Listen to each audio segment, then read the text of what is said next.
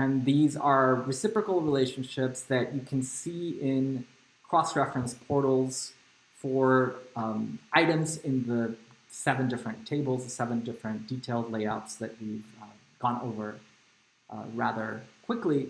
And as I said, it can create reciprocal relationships between these 7 different categories or types of items with some logical constraints. It makes more sense to connect an agent to a disease rather than the disease to the agent. Sources, for example, you connect, the sources are the related table, and the origin is it can be the agent, it can be the movement.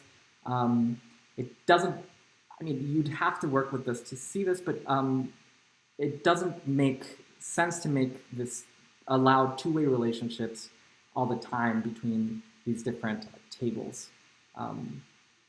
It's a matter of logic and a matter also of us agreeing on what the best practice for this is. But the idea is this. The cross-reference is a relationship between a record in an original table and a record in a related table. And this relationship is marked by these other fields that are required. One is the type of relation. Another is the type of reference event and the reference group year. And this is useful because it allows us to connect the event to not only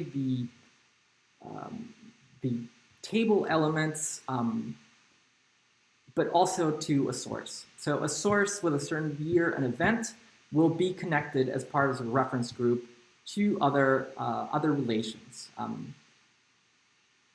Again, it's something that as we create more references or you explore the database, you'll understand how it is that these reference events, reference group years, bring together different kind of cross-references. And so now we're going to do an example. We've already done the example with Christopher Columbus and the Santa Maria in 1492. And now we have, we're going to do 2 cross-references. So one is to his native place, where he was born in 1451. And we get this from Consuelo Varela's biography of Christopher Columbus. Okay, so one thing I wanted to cover before this, before we move on, I'm not adding the sources here. Of course, we can connect a source to the voyage, but it works very similarly to how cross-references work as well. And again, it has a relation, a reference, an event, and a year. So it works in this sort of cross-reference format. But I've shown you the maps and I've shown you the Zotero viewer. One thing that I think is very exciting is that we can have the access to the GIS platform directly through the database itself, through the viewer that we have here. So I've just added this link to the Mapping Philippine Material Culture site that uses GIS to sort of give an idea of what this might look like. But as I said, let's return to these cross-references. So agents. So we're here with Christopher Columbus, Cristobal Colombo, and we're going to connect them to a location. So locations, his native place, and this is Genoa.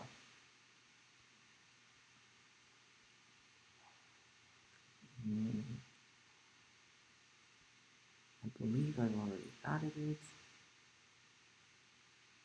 Let's see if we can find it. Locations.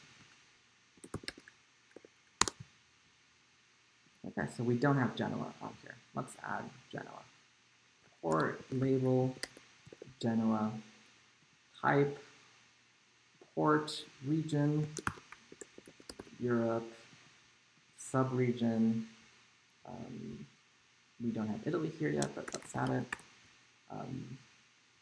We don't have latitude and longitude yet here. This is something that we will need to add for a lot of items. Here, I can use the item report, and I'll say something like, let's say that the latitude and longitude was 666, 666. That is not possible. So I would write check lat and long. And that would create the report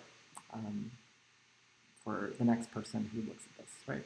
And for now, we can see these records that have the red exclamation point, which we can find. Okay, so we created Genoa, and we're going to go back to agents, Christopher Columbus, native place, the reference, and here we are in Genoa. And the event,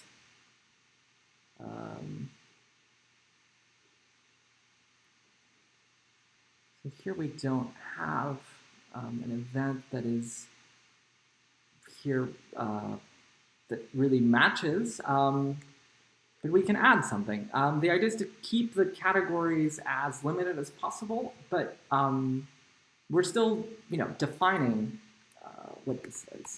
Okay, birth, year, he was born in 1451, I looked that up.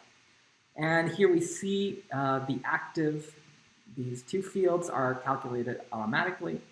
And so we have a record for him for 1451, he was born in 1492. So where does this information come from, right? We have to connect this to the source. And so we have the sources and relation, he's not the author. This is a direct reference. And here we don't have Consuelo Varela. So we go to sources, and I created her record. So here we are, right? In creating the source, I've entered the author's surname, the year, and the short title of the work. It is not yet in our chance-specific database. Here I have a link to Google Books, and we can see this, this link through this little icon. We can see the link here in the reduced browser. So this will take us to Google Books. And this other link will take us to Google Books through your preferred browser in the system. And here we can add also any image or actually any file that can be kept as part of the record. We're not really intending at this point to add a lot of images because it will slow down the database, but the fact that we can have this is also very useful. So here already I've included the cover of the book by Consuelo Varela. And we can delete it and then add something else. And so the other different tables, we have what is called the label. So that's the name that we use within the system, the preferred name. But for the references, it's a little bit different. More than a label is what I call the reference match field. And here, if we look at this question mark, it'll explain how the reference format works. In the case of archival sources, we have that archival sources are defined by the repository. And here we have we have a table for repositories here. We've added them. And let's go back to source details. It gives you the option of choosing the repository for the archival source, and here the call number. In the case of a published work, here we haven't included the information, so Spanish, literature, and this is a monograph. I don't think I have a subcategory for monographs yet. Here we would include the Zotero URI. This is an explanation of how to find the URI in the Zotero, the web browser version of Zotero. And creating the reference is, here I have a formula. It's activated, so once you put in the basic information at the top, you click on this little plus sign, and it creates the reference automatically. Of course, you have to check. Now let's say I realize that, it wasn't published in 1992, it was published in 1993, and I can change this. We can't be changing this all the time because the reference will be linked to other fields, but just to give you an idea of how this is sort of a semi-automated way of creating these references. Okay, let's do it 1992, which is right here. Here we are. Okay, so now that we have this, I'm going to copy it here so it'll be easier. And I go back to Christopher Columbus.